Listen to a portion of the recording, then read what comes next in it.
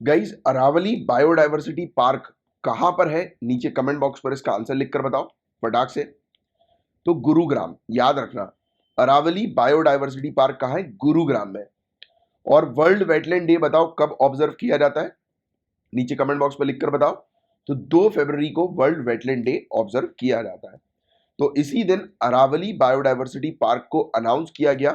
पहला, बहुत ध्यान से सुनना, पहला other effective area based conservation measures site, OECM site के तौर पर। तो आपसे क्वेश्चन डायरेक्ट पूछा जा सकता है कि ये ओईसीएम साइट जो है वो है क्या?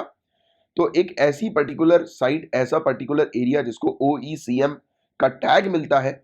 और ये टैग कौन प्रोवाइड कराता है? क्वेश्चन ये भी बनेगा, ओईसीएम का टैग। ये तो मैं आपको बता रहा हूँ 90% से ज्यादा चांसेस ही आपसे पूछ सकते हैं कि ओईसीएम का टैग कौन देता है। तो IUCN, international union for conservation of nature, जो है वो एक पर्टिकुलर एरिया को ओईसीएम का टैग देती है। अब ओईसीएम के फुल फॉर्म से आपको क्या समझ में आ रहा है? Other effective area based conservation measure site. मतलब ऐसा एरिया जहां जिसको संरक्षण की आवश्यकता है, जिसको संरक्षित करना है। तो ये आईयूसीएन ओईसीएम टैग देकर किसी पर्टिकुलर स्टेट को, मतलब जो एरिया है, साइट है, तो उसको कंजर्व करने के लिए जो है वो बढ़ावा देता है कि इसको जो है वो आप कंजर्व करो, इसको इसका संरक्षण करो। और आईयूसीएन के अकॉर्डिंग ओईसीएम साइट जो होती है ये प्रोटेक्टेड नहीं होती है, बट यहाँ पर बहुत ज्यादा बायोडाइवर्सिटी हमें देखने को मिलती है। भारी मात्रा में प्रजाति होती है प्लांट्स और एनिमल्स की, भारी मात्रा में, जिसे प्रोटेक्शन देने की आवश्यकता होती है। और ओईसीएम एरियाज को डिफाइन किया गया है कन्वेंशन ऑन बायोलॉजिकल डाइवर्सिटी, जो कि 2018 में हमें देखने को मिली थी, उस दौरान किया गया था। और ओईसीएम का टैग जो है वो किसी प्रकार की लीगल, फाइनेंशियल या मैनेजमेंट इंप्लीकेशन जो है वो नहीं इन्वॉल्व करता। मतलब इस टैग के माध्यम से बस आईयूसीएन बोल देती है कि इस क्षेत्र में बहुत ज्यादा मात्रा में बायोडाइवर्सिटी हो, तो इस क्षेत्र को ध्यान दो, इस क्षेत्र पर ध्यान दो। बट कोई पर्टिकुलर कंट्री ध्यान दे या ना दे, तो उस पर कोई लीगल एक्शंस नहीं किया जाता, उस पर कोई इंप्लीकेशंस नहीं होता, या उसके मैनेजमेंट को लेकर कोई स्ट्रेस नहीं डाला जाता। बस हाईलाइट कर दिया जाता है कि यार ये इंपॉर्टेंट है साइट, इस पर थोड़ा ध्यान दो, राइट। बट ये ऐसी जो साइट्स होती है उन्हें बायोडाइवर्सिटी हॉटस्पॉट की लिस्ट में ऐड कर दिया जाता है इंटरनेशनल मैप में। तो इंटरनेशनल मैप जो होता है, तो उस पर बायोडाइवर्सिटी हॉटस्पॉट कौन से हैं पूरे दुनिया भर में, उसमें ये साइट जो है वो ऐड हो जाती है। तो ये चीज आप थोड़ी सी ध्यान में रखिएगा। और OECMS other effective area based conservation measure जो है वो क्या है?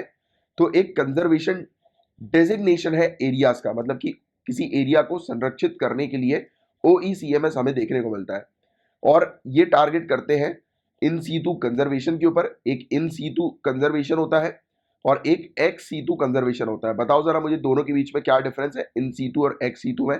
तो एक एरिया जहां पर उसी के नेचुरल हैबिटेट में, उसी जगह पर अगर कंजर्वेशन प्रैक्टिस हो रही है, उसी जगह पर संरक्षण की प्रैक्टिस हो रही है, तो वो इन सीतु होता है, उसी जगह पर। एक्स सीतु मतलब कुछ प्रजातियों को कहीं और ले जाया जाता है, उनके लिए सुटेबल एनवायरमेंट जो है वो बनाया जाता है और उनको वहां पर प्रोटेक्शन दी जाती है, तो वो एक्स सीतु होता है। तो इसमें मेनली जो टारगेट किया जाता है OECMS के अंदर, कि आप उसी क्षेत्र पर जो है वो कुछ ऐसे मेजर्स लो, ऐसे उपाय लेकर आओ जिससे कि वो क्षेत्र जो है वो सुरक्षित हो सके, संरक्षित हो सके, राइट। वहां पर प्लांट्स और एनिमल्स की जो प्रजाति है वो सेफ रह सके, राइट। तो ये चीज हम लोग को देखने को मिलती है। और अरावली बायोडायवर्सिटी पार्क की बात करें गाइस, तो ये 390 एकड़ के क्षेत्र में फैला हुआ है। सेमी एरिड वेजिटेशन है यहाँ का, अर्ध शुष्क वनस्पति ये हम लोग को देखने को मिलती है यहाँ की। यहाँ पर लगभग 300 प्लांट्स की प्रजातियां हैं, 1,01,000 के आसपास पेड़ है, 43,000 शर्ब्स हैं, और काफी सारी चिड़िया की स्पीसीज भी हम लोग को यहाँ पर देखने को मिलती है। और Aravalli one of the oldest mountain range है पूरे दुनिया भर का। अरावली को आप जानते हैं कि दुनिया की सबसे प्राचीन पर्वत श्रृंखला के रूप में से जाना जाता है, यानी कि सबसे प्राचीन पर्वत श्रृंखला है, उनमें से एक अरावली भी हम लोग को देखने को मिलती है। अरावली को कंसिडर किया जाता है ग्रीन लंग्स दिल्ली एनसीआर क्षेत्र का। तो क्वेश्चन आएगा कि दिल्ली एनसीआर क्षेत्र का हरा फेफड़ा क्षेत्र कौन सा है? तो आपको अरावली ध्यान में रखना है, ग्रीन लंग्स, राइट।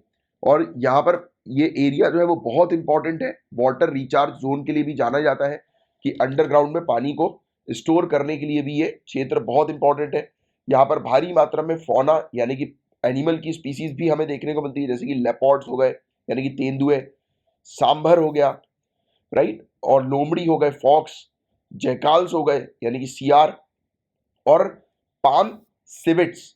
तो इस प्रकार की और भी काफी सारी प्रजातियां हम लोग को यहाँ पर देखने को मिलती है। बायोडाइवर्सिटी पार्क जो अरावली का है यहाँ पर, ठीक है। तो ये था गाइस पूरा overall topic. Prelims point of view से भी ये टॉपिक इंपॉर्टेंट है, स्पेशली ओईसीएम टैग भी आप थोड़ा सा ध्यान में रखिएगा, ये बहुत इंपॉर्टेंट है। 90% से ज्यादा चांसेस है कि ये डायरेक्ट आपसे एक ही क्वेश्चन आए कि ओईसीएम टैग जो है वो कौन देती है, तो आईयूसीएन बहुत अच्छे से ध्यान में रखना।